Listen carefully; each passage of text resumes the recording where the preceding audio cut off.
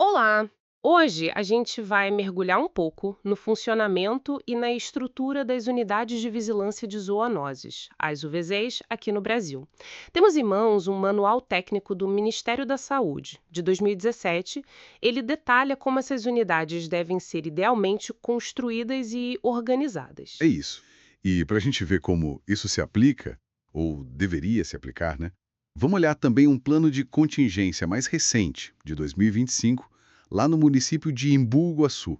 Ele lida com um problema bem complexo: o acúmulo de animais. Exatamente. A ideia aqui é tentar entender não só os padrões, sabe, por trás dessas instalações que são super importantes para a saúde pública, mas também como essa estrutura toda permite que elas respondam a problemas reais da comunidade. Vamos analisar isso mais a fundo. Para a gente começar, o que define uma UVZ, assim, pelo manual? Qual o propósito central? Olha, basicamente são estruturas do SUS, né? Focadas em eh, três eixos principais: vigilância, tanto de zoonoses quanto de acidentes com animais peçonhentos, prevenção sistemática desses problemas e, claro, o controle das populações de animais que são relevantes para a saúde pública, principalmente quando oferecem risco. E o manual chega a definir tipos diferentes de estrutura, não é?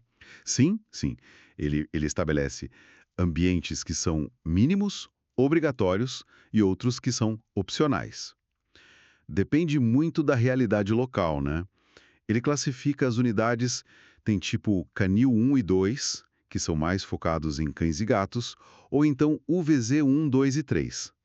Aí já são estruturas mais completas, que podem ser municipais ou até regionais, dependendo do tamanho da população, da situação epidemiológica. Nossa, e o nível de detalhe nesse manual é impressionante. Fala desde coisas do terreno, tipo, precisa ter acesso fácil à energia, água, esgoto adequado, uma certa distância de áreas muito populosas, até os materiais de construção para cada salinha. Pisos lisos, fáceis de limpar, paredes com baixa absorção de água, tetos contínuos, especialmente em áreas mais críticas, como laboratórios, necrópsia aos canis. E até solários, ele menciona, né? Anexos aos canis e gates. Isso. E toda essa padronização que segue normas como a RDC 50 da Anvisa, aquela que fala da estrutura física de estabelecimentos de saúde, ela não é por acaso, sabe? Imagino que não. O objetivo é garantir a funcionalidade, a biossegurança, a eficiência mesmo.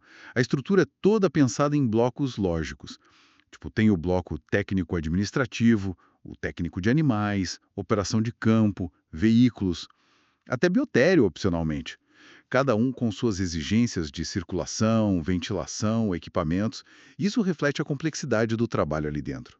Ok, entendi a parte da estrutura bem definida no papel. Mas como que isso funciona na prática? Quer dizer, como um piso específico ou um bloco administrativo ajuda a lidar com a complexidade que deve ser um caso de acúmulo de animais? Aquela chamada síndrome de Noé, né?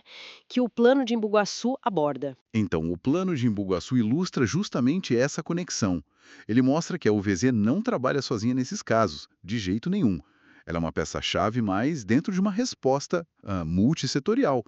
Envolve saúde, claro, mas também assistência social, meio ambiente, limpeza urbana, defesa civil. As da UVZ nesse cenário, segundo o plano deles. O plano detalha bastante coisa. A UVZ fica responsável por fazer vistorias nos locais para avaliar a situação mesmo, né? Orientar os moradores, classificar o risco sanitário, o risco ambiental, apoiar na limpeza, na desinfecção. Às vezes precisa fazer controle químico, tipo desratização, controle de vetores e o ponto crucial, manejar os animais. Manejar os animais. Isso envolve o que exatamente? Olha, envolve desde coletar material para exames para ver se tem leishmaniose, esporotricose, aplicar vacina antirrábica, vermífugo, controlar pulga, carrapato, até fazer a esterilização, né, castração, e identificar com microchip. O plano sugere até um treinamento específico para as equipes. Menciona o curso FOCA, que prepara o pessoal para captura e manejo nessas situações mais complicadas. Entendi. Então, aqueles laboratórios, os canis, a central de material esterilizado que o manual descreve, tudo isso é usado diretamente nessas ações. A infraestrutura física é o que dá condição para a UV executar essas tarefas complexas lá na ponta, né? Precisamente. A estrutura física bem planejada, como está lá no manual, é o que viabiliza, o que torna possível a resposta da UV a um problema de saúde pública tão multifacetado como o acúmulo, que mexe com questão sanitária, ambiental e social, tudo junto. Então, fica bem claro que as UVZs são muito mais que prédios, né? São centros estratégicos mesmo. O manual dá a planta ideal, digamos assim, com padrões bem rigorosos. E o plano de Embu-Guaçu mostra como essa estrutura, mesmo com as adaptações de cada lugar, é essencial para enfrentar esses desafios reais e bem complexos. Exato. E essa ligação forte entre a estrutura física e a capacidade de resposta, ela até levanta uma reflexão interessante, né? Pensando nos diferentes tipos de UVZ que o manual define, desde um canil tipo 1, que é mais simples, até uma UVZ tipo 3, bem mais completa, como será que essa variação no porte, nos recursos de cada unidade, influencia na prática e eficácia da resposta? Principalmente em situações de grande escala, como um caso de acúmulo severo que pode exigir o acolhimento e o cuidado de dezenas, talvez centenas de animais ao mesmo tempo. Fica aí a questão para a gente pensar. Como essa escala da estrutura se traduz em capacidade de ação quando a coisa aperta de verdade?